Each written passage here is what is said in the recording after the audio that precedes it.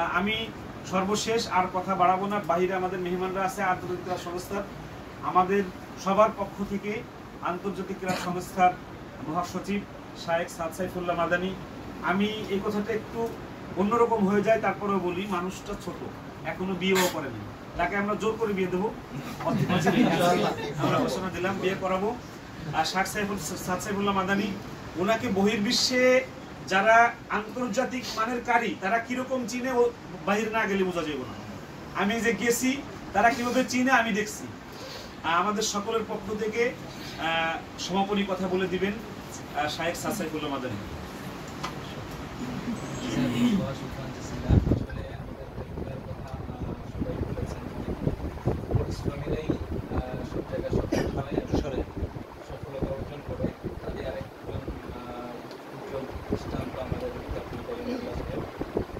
ওনার হাত ধরেই আজকে রায়হানের বিশ্বজয়। ইতিপূর্বেও হাফেজ আবু রায়হান কাতারে ফার্স্ট হয়েছে।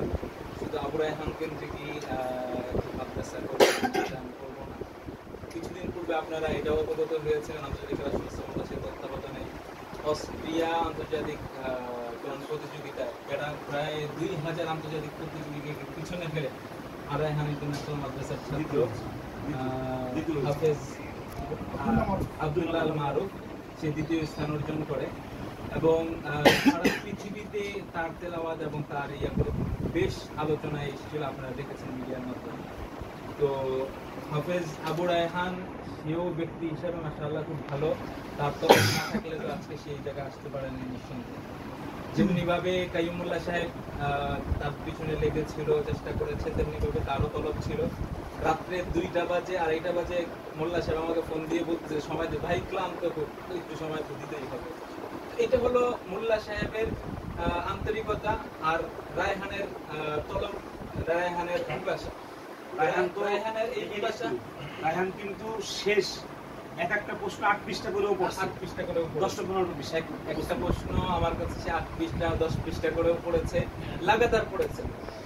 তো যাওয়ার আগ পর্যন্ত, ওখানে যাওয়ার পরেও সে যেই পরিমাণ মেহনত করেছে এই বিষয়গুলো আসলে মিডিয়াতে আসে না।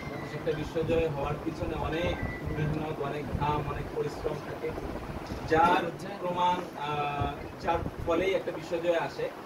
আমি খুব চিন্তিত ছিলাম যে আসলে সে কেমন পড়বে, বিনা লোকমায় পড়া পর্যন্ত একটু শেষ না, তাই বিদের কিছু আছে, কিছু ভাগা প্রতিযোগী এরকম ছিল যাদেরকে আমি অনেক আগে থেকে চিনি। আমি এদেরকে নিয়ে খুব বেশি চিন্তিত ছিলাম যে লিবিয়ার প্রতিযোগী, জর্ডানের প্রতিযোগী, এরা বরাবরই খুব মজবুত। এবং গত বছর ইথিওপিয়া আন্তর্জাতিক প্রতিযোগিতায় এই ছেলেটা ফার্স্ট হয়েছে, যে ছেলেটা তার সাথে এমন প্রশ্ন সে পড়ে, মানে আজব হওয়ার মতো। হ্যাঁ, মোহাম্মদ নবী। তো এই সমস্ত প্রতিযোগী যেখানে আছে আমি একটু চিন্তিত ছিলাম যে আসলে সে কি করবে। বাকি আলহামদুলিল্লাহ সুম্মা আলহামদুলিল্লাহ সেটা স্টেজে পড়েছে, তার তাজবিদ ছিল অতুলনীয় মাশাআল্লাহ। এটা হচ্ছে হাযা মিন ফাদলি রাব্বি, এটা আমাদের রবের ইহসান এবং করম। আমরা আশা করি এই তলব অব্যাহত থাকবে। এবং রায়হান আমার সাথে মিশরের বিচারক এই কথা বলছেন, রায়হানের তাজবিদে আমরা খুশি হয়েছি। আমার সাথে রায়হানের এই কথা হয়েছে, এই ওয়াদা হয়েছে। আমি আশা করি রায়হান সেই ওয়াদা পূর্ণ করবে এবং তার জন্য আমার যতটুকু করার চেষ্টা করার, শিখানো এবং প্রতিযোগিতার পুরস্কার আনা পর্যন্ত তাফসীর, হিফজুল কোরআন কামিলান মা তাফসীর ইনশাআল্লাহ সে বাংলাদেশ থেকে ইতিপূর্বে অনেকেই এনেছে মিডিয়ার সময়ের আগে। মিডিয়ার সময়ে ইনশাআল্লাহ রায়হানের মাধ্যমে তাফসীরের বিশ্বজয় হবে ইনশাআল্লাহ।